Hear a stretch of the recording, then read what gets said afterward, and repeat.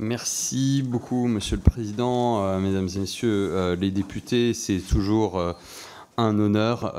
pour les chercheurs de l'IFRI de pouvoir intervenir devant la représentation nationale et contribuer à notre mission principale, qui est celle de pouvoir éclairer la décision et le débat public sur les questions internationales et stratégiques. Et à chaque fois que vous nous faites cette confiance de nous solliciter, nous nous faisons un devoir d'y répondre. Donc notre intervention à Héloïse et moi se divisera en deux parties. Je vais tout de suite laisser la parole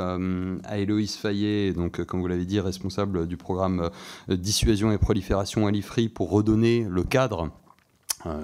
historique et stratégique du programme nucléaire iranien et les conséquences et éventuellement les suites possibles de ces opérations. Et j'enchaînerai pour ma part en revenant sur le contexte des frappes, ce que l'on sait aujourd'hui des opérations qui ont été conduites et par Israël et par les États-Unis, en essayant de tirer aussi bien des enseignements capacitaires pour l'Europe et pour la France que de tracer des trajectoires stratégiques pour la région.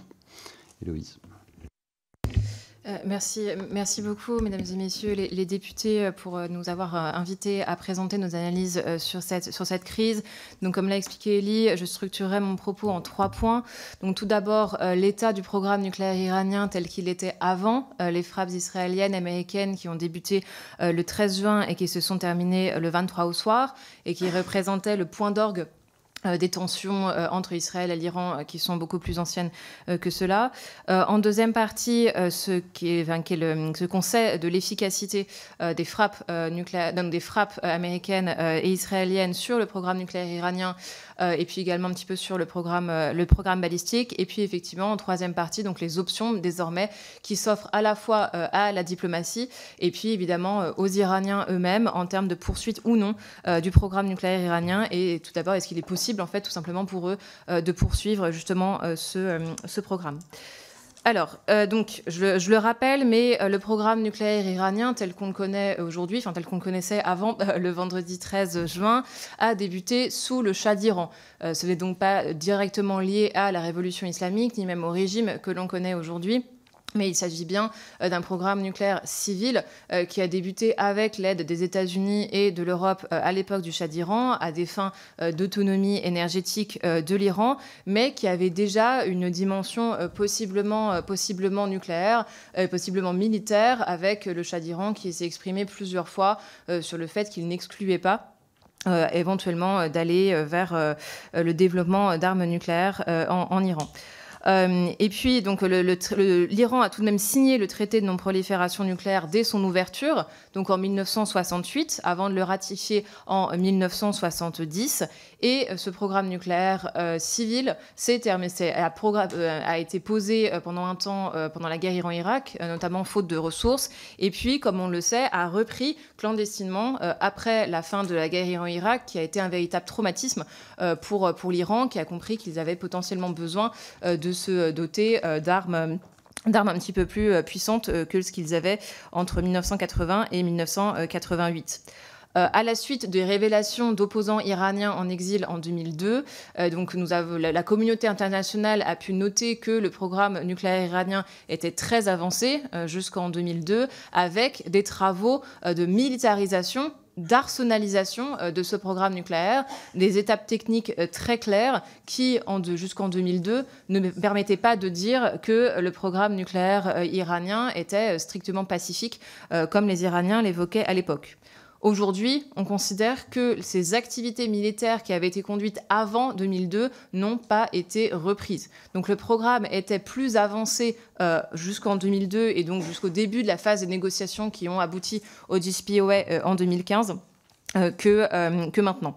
Donc très brièvement, JCPOA signé en 2015, vous le savez, sorti du JCPOA par Donald Trump en 2018. Les Iraniens se considèrent donc à partir de 2020 comme n'étant plus tenus par leurs obligations vis-à-vis du JCPOA, mais se considèrent tout de même tenus toujours par leurs engagements vis-à-vis du traité de non-prolifération nucléaire dont ils sont toujours signataires, qui les interdit donc de développer une arme nucléaire, ainsi que jusqu'à ce matin par leurs engagements vis-à-vis de l'Agence internationale de l'énergie atomique. Donc, comme je le disais, jusqu'au 13 juin, il n'y avait pas de signe d'arsenalisation du programme nucléaire iranien, c'est-à-dire que l'enrichissement de l'uranium par l'Iran n'était pas compatible avec un programme nucléaire strictement civil, mais il n'y avait pas de signe de fabrication et d'étapes en fait techniques nécessaires pour fabriquer une arme nucléaire. Donc il s'agissait bien d'un programme dans une sorte d'entre-deux, et donc ce qu'on appelle un état du seuil, c'est-à-dire un État qui a des capacités de fabriquer une arme nucléaire, mais qui n'a pour l'instant pas pris la décision politique de le faire et dont il manque certaines capacités techniques pour fabriquer un engin explosif et surtout potentiellement une arme nucléaire telle qu'on l'entend nous par exemple en France. Il faut bien s'imaginer qu'aujourd'hui, l'Iran n'est absolument pas, même avant les frappes israéliennes, n'était absolument pas en mesure de fabriquer l'équivalent de la SMPA et encore moins l'équivalent du M51, étant donné qu'ils n'ont pas de sous-marin nucléaire tout court. Donc, comme je disais, un programme trop avancé pour être civil, mais sans signe d'arsenalisation concret. Il y avait vraiment une opinion convergente des services de renseignement et de l'AIEA sur ce sujet. Et même si ce droit à l'enrichissement revendiqué par les Iraniens leur permettait de justifier l'enrichissement de l'uranium à 60%, c'était bien conforme au traité de non-prolifération. Donc, en deuxième partie, quelle efficacité des frappes américaines et israéliennes qui, rappelons-le, ont justement été justifiées par une possible avancée nucléaire iranienne dont aujourd'hui on demande encore à voir les preuves avec une véritable manipulation du renseignement, une politisation du renseignement à la fois par Israël et les États-Unis. Ce qui souligne d'ailleurs le besoin d'une appréciation de situation autonome par la France et par l'Europe des capacités nucléaires iraniennes, encore plus maintenant, pour avoir un battle damage assessment, comme on dit, des frappes américaines et israéliennes. Donc il est extrêmement complexe, à partir de sources ouvertes, de faire le bilan de ces frappes américaines et israéliennes sur plusieurs sites iraniens. Donc le principal, celui qui a fait le plus de bruit, disons, étant celui de Fordo, mais également les sites de Natanz, le site d'Ispahan, et puis d'autres universités et sites de production de missiles balistiques. Donc, selon l'Agence internationale de l'énergie atomique, une partie des centrifugeuses, donc ce qui permet d'enrichir l'uranium par l'Iran, aurait été détruite dans les frappes sur ces sites nucléaires iraniens. Et il y aurait également d'autres composantes techniques qui auraient été détruites dans les frappes. Cependant, il y a une inconnue qui nous inquiète tous aujourd'hui, et c'est évidemment le devenir d'une partie de l'uranium qui avait déjà été enrichi par l'Iran avant les frappes. Il faut se rendre compte que, selon l'Agence internationale de l'énergie atomique, fin mai 2025, l'Iran disposait d'environ 9 tonnes d'uranium enrichi à différents stades, dont environ 400 kg d'uranium enrichi jusqu'à 60% sous forme gazeuse. Donc avec 400 kg d'uranium enrichi à 60% et puis des étapes techniques supplémentaires, il est possible de fabriquer plusieurs armes nucléaires. Il n'est pas besoin d'arriver jusqu'à une quantité, un enrichissement à 90%, même si c'est plus efficace. Mais en tout cas, il y a une véritable inconnue sur le devenir de ces 400 kg d'uranium enrichi qui auraient été sortis des installations nucléaires iraniennes avant les frappes israéliennes et américaines. Et donc là, c'est vraiment la principale inconnue sur le programme nucléaire iranien aujourd'hui, c'est justement le devenir de ces 400 kg d'uranium enrichi. Et donc, plus largement, évidemment, ces frappes américaines et israéliennes, elles signalent en fait l'échec de cette stratégie de latence nucléaire par l'Iran, cette stratégie d'état du seuil, en fait, qui consistait à dire nous avons la capacité en quelques mois, quelques années, de fabriquer une arme nucléaire, et c'était censé, en plus, et ça, Elie en parlera, des missiles balistiques et des milices chiites dans la région, donc censé faire une protection, une dissuasion conventionnelle autour de l'Iran. Et là, on voit bien en fait l'échec de cette stratégie de latence nucléaire. Donc ensuite, qu'est-ce que maintenant, quelles sont les pistes en fait qui s'offrent à l'Iran pour continuer en fait son programme nucléaire ou non? Alors, selon la communauté internationale des analystes qui travaillent sur le sujet, l'Iran peut aujourd'hui suivre deux voies totalement opposées. Tout d'abord, c'est celui en fait de l'abandon d'un programme nucléaire civil et d'un programme nucléaire tout court, et donc l'acceptation de négociations avec les États-Unis vers un zéro enrichissement, c'est-à-dire l'interdiction à l'Iran d'enrichir de l'uranium sur son sol alors que c'est autorisé dans le traité de non-prolifération nucléaire, et donc une crainte en fait iranienne d'une possible reprise des frappes américaines et israéliennes si jamais les services de renseignement américains et israéliens détectent des nouvelles activités sur le plan du nucléaire. Donc là, c'est une voie possible pour l'Iran.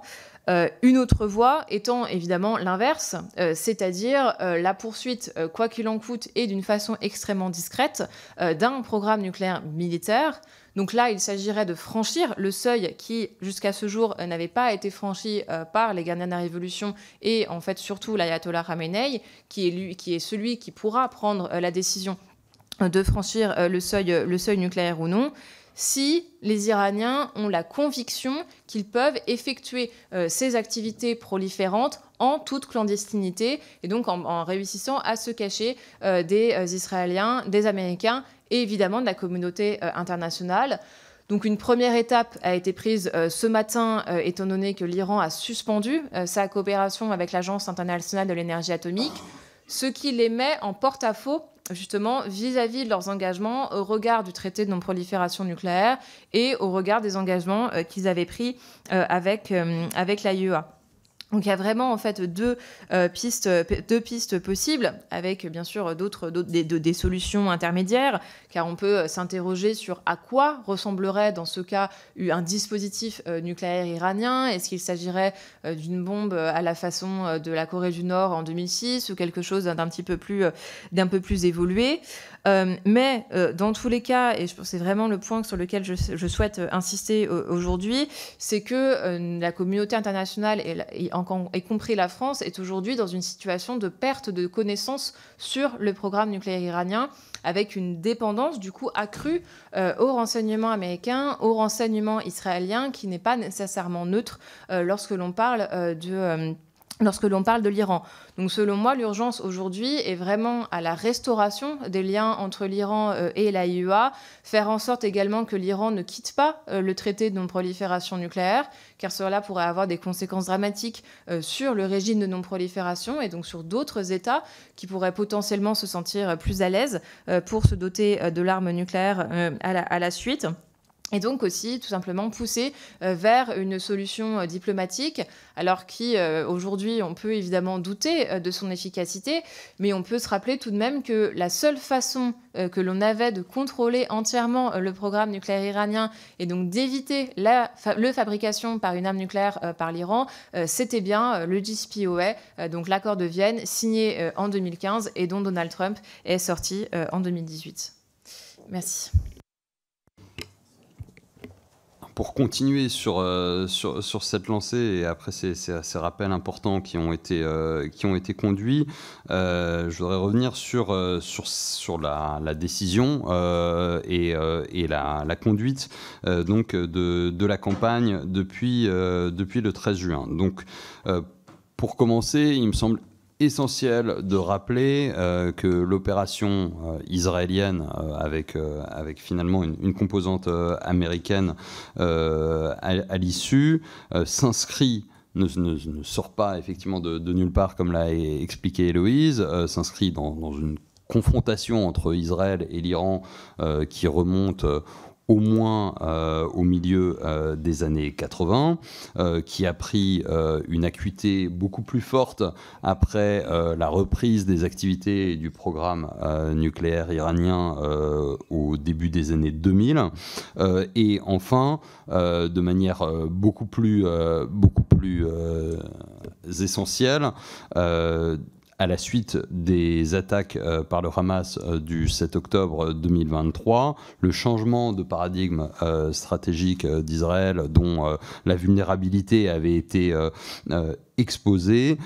et qui a décidé de façon extrêmement ferme de détruire les capacités militaires de ses adversaires dans le cadre d'une guerre présentée par le Premier ministre Netanyahou comme étant sur 7 fronts, Gaza étant le premier, mais seulement l'un des 7 fronts. La Cisjordanie, un front intérieur israélien, le Liban face au Hezbollah, la Syrie, où étaient présentes encore à cette période des milices chiites soutenues par l'Iran, le Yémen avec les rebelles houthis, et enfin l'Iran même. Chacun de ces fronts, de façon différente, a fait l'objet d'un certain nombre d'opérations. La guerre de Gaza, évidemment, est donc la première étape qui se poursuit aujourd'hui, se doublant d'opérations en Cisjordanie. Effectivement, c'est pas notre sujet, mais ça reste un cadre général à conserver en tête. La campagne ensuite décisive contre le Hezbollah libanais cet automne, notamment en septembre et octobre dernier, suivi de l'effondrement de la Syrie de Bachar al-Assad, selon qu'on choisisse ou non de lier les actions préemptives israéliennes en Syrie avec l'offensive conduite par les rebelles ayant amené à la chute de Bachar. Mais en tout cas, le Liban et la Syrie sont deux piliers essentiels car ils jouaient un rôle clé dans le dispositif iranien de dissuasion asymétrique, puisqu'il était entendu que pour l'Iran, si Israël devait procéder à des attaques sur son sol, il pourrait répondre en activant finalement ses partenaires régionaux, notamment le Hezbollah, qui disposait à l'époque d'un arsenal conséquent. Donc le démantèlement, la démilitarisation d'une certaine manière du Hezbollah libanais et la décapitation de son leadership ouvre d'une certaine manière la voie à la possibilité d'une séquence et vers ce front iranien direct par Israël. La campagne directe contre l'Iran s'est amorcée en 3 temps. On a tout d'abord en avril 2024, après une première salve iranienne qui était une réponse à la frappe israélienne sur le consulat iranien à Damas, frappe israélienne donc de représailles qui a permis aux forces de défense israéliennes de tester le système de défense aérienne iranien notamment, dont la réponse avait été relativement médiocre, ainsi que les réactions internationales. Donc premier temps de test. Second temps en octobre 2024, où on a eu à nouveau une nouvelle salve iranienne, qui était elle-même une réponse à la campagne d'Israël au Liban, et une réponse donc israélienne, cette fois-ci beaucoup plus puissante, qui a été un cran plus loin en dégradant considérablement le système de défense aérienne intégré iranien et en ciblant déjà les moyens balistiques iraniens avec lesquels l'Iran avait tiré sur Israël, donc déjà à 2 reprises à ce moment-là. Donc on a une première phase de test, une deuxième phase d'affaiblissement, on va dire, et donc le 13 juin, ce troisième temps qui est celui d'une campagne massive de désarmement, de démantèlement donc du programme nucléaire avec des installations nucléaires qui sont ciblées pour la première fois, et de fragilisation et de déstabilisation du régime qui est une étape qui est plus effleurée que complètement menée à bout. Ma conclusion là-dessus, c'est que Israël frappe l'Iran le 13 juin, non pas parce que la menace était au plus haut, mais de façon plus opportuniste, parce qu'il existait de façon stratégique pour Israël une fenêtre de vulnérabilité iranienne élevé, la République islamique ayant perdu la main sur ses proxys et se trouvant donc dans une situation de faiblesse unique depuis 30 ans que Israël a décidé de façon stratégique d'exploiter. Il y a 3 autres facteurs à prendre en compte dans la décision israélienne. Il y a effectivement, ça a été souvent souligné, la situation politique intérieure du Premier ministre Netanyahou avec un vote de confiance à la Knesset qui venait d'être passé. Il y a, Héloïse l'évoquait à l'instant, la publication attendue du rapport de l'AIEA qui confirmait ou révélait que l'Iran avait effectivement cherché à cacher ses activités du programme nucléaire jusqu'au moins en 2020, et donc qui donnait une forme de légitimité générale, ou en tout cas un argumentaire de légitimité à la frappe. Et enfin, et c'est peut-être le plus important, l'expiration théorique du délai de 60 jours que s'était fixé l'administration Trump pour une négociation directe avec l'Iran. Je souligne ici que les Européens partageaient d'une certaine manière avec les Israéliens la méfiance à l'égard de cette négociation directe américano-iranienne qui visait à un accord général sans garantie technique ni processus de vérification, ce qui était au cœur et la force du JCPOA. Et c'est à ce titre que les Européens, d'une certaine manière, brandissaient la menace du snapback, c'est-à-dire un retour des sanctions qui était prévu par le JCPOA en cas de non-conformité. Et l'Iran n'était effectivement plus en conformité avec ses engagements liés au JCPOA, qui est considéré comme caduc effectivement depuis au moins 2020. Les Israéliens étaient eux aussi très sceptiques vis-à-vis de cette traque de négociation de 60 jours et ont décidé de les faire dérailler à leur manière avec effectivement la mise en œuvre de frappes directes. J'accélère parce que le temps file. La campagne de frappe elle-même avec la contribution américaine. Je ne vais pas vous faire le déroulé de l'opération. Je pense que ça a déjà eu lieu. Ce qu'il faut retenir, c'est qu'on a un raid initial d'ouverture du théâtre avec plus de 200 avions de combat, du soutien de guerre électronique et de ravitaillement orchestré en 5 vagues, traitant plus de 100 cibles, avec plus de 300 munitions guidées dans la première nuit du 12 au 13, opération considérable, pratiquement inédite depuis l'ouverture du théâtre irakien en 2003 et la campagne contre l'Irak en 1981. Et auxquelles s'ajoutent des opérations ou des actions spéciales menées depuis l'intérieur du pays avec des opérateurs clandestins et qui va se poursuivre pendant donc 12 jours. 5 catégories de cibles par les Israéliens. Tout d'abord, les systèmes de défense aérienne de radar et les lanceurs donc, de systèmes solaires dans les opérations dites de neutralisation des défenses aériennes ennemies, qui sont des opérations classiques d'entrée en premier sur un théâtre défendu, en sachant que ces moyens avaient été affaiblis d'une certaine manière déjà en octobre dernier. Des frappes que je considère comme préemptives sur les systèmes balistiques iraniens, puisqu'il était effectivement très fortement probable que l'Iran allait répondre avec des ripostes en utilisant ces systèmes de missiles balistiques. On n'a pas les chiffres exacts. Les Iraniens évoquent 800 systèmes détruits au sol. Ça reste à confirmer. Le cœur ensuite de la frappe qui visait donc le programme nucléaire avec les sites de transformation, les sites d'enrichissement, les centres de recherche, également les réceptacles de savoir, comme disent les Israéliens, c'est-à-dire 11 scientifiques avec des positions élevées dans le programme nucléaire qui sont ciblés. Quatrième catégorie de cible, une partie du leadership militaire du régime essentiel pour la mise en œuvre de frappes et éventuellement d'une militarisation, d'une arsenalisation du programme avec le quartier général, le ciblage de chefs d'état-major, du chef du corps des gardiens de la Révolution, des forces aériennes, etc. Une trentaine de hauts responsables ciblés, et enfin quelques sites plus larges, mais de façon assez limitée, dont quelques infrastructures énergétiques et le QG de la télévision d'État, qui pouvaient indiquer une évolution vers une ambition plus large de la campagne, qui finalement n'a pas eu lieu. La campagne de frappe israélienne fait la démonstration de 2 axes de supériorité militaire essentiels, se renforçant mutuellement. Le renseignement et le ciblage, donc avec une pénétration exceptionnelle du renseignement militaire israélien, comme on avait pu le voir au Liban, qu'on avait pu le voir sur d'autres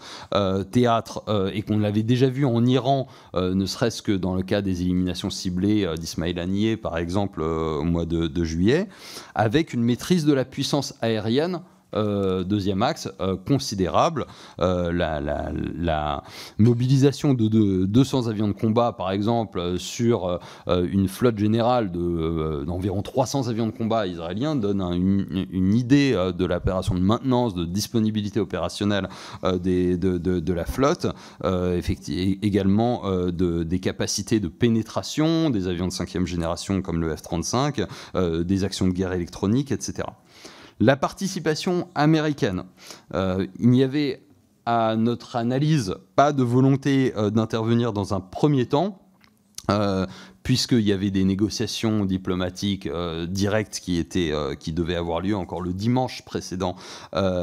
suivant les premières frappes,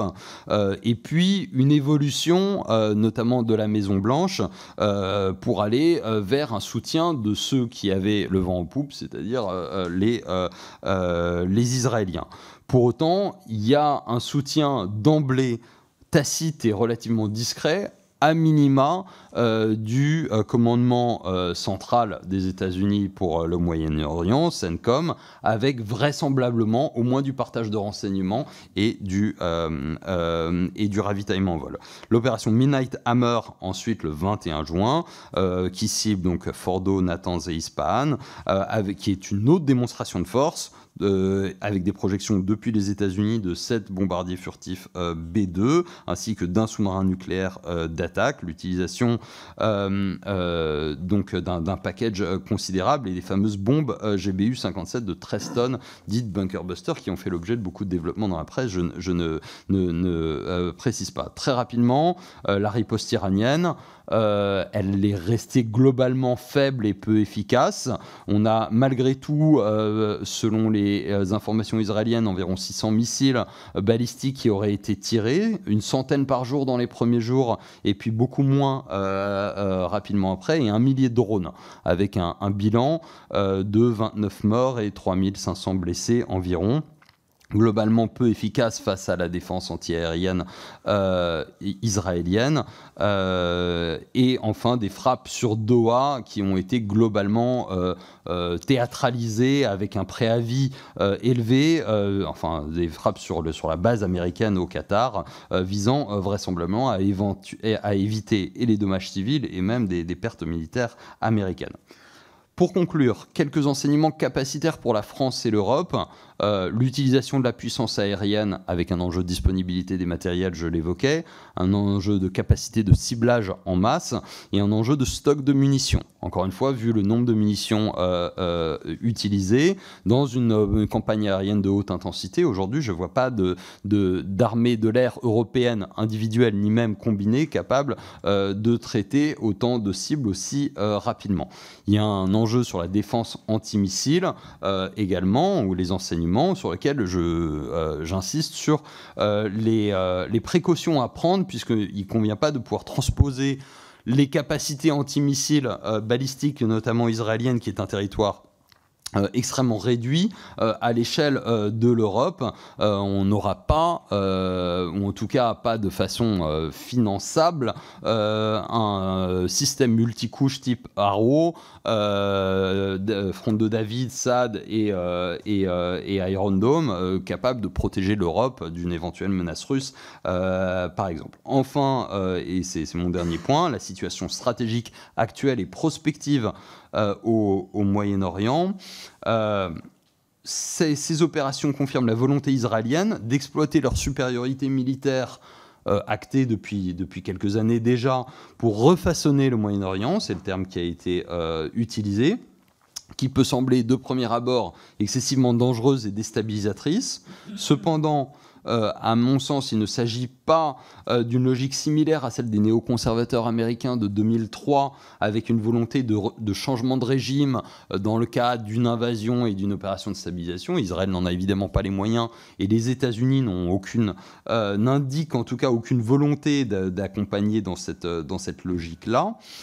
Israël demeure, à mon sens, un acteur fondamentalement coercitif au Moyen-Orient face à ses adversaires, ayant essentiellement pour objectif de désarmer, d'affaiblir et éventuellement de déstabiliser les systèmes adverses par sa puissance aérienne et sa pénétration de renseignements, mais sans coordination avec d'éventuelles forces politiques qui pourraient ou non prendre la suite. C'est ce qu'on a vu au Liban, et c'est ce qui ne s'est pas passé en Iran, finalement, montrant les limites de la comparaison entre ces deux théâtres. Enfin,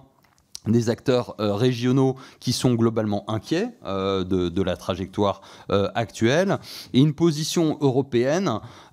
qui, ça l'a été souvent évoqué, est difficilement audible, puisqu'elle reste éventuellement discursive et modérée dans un contexte général où l'action prime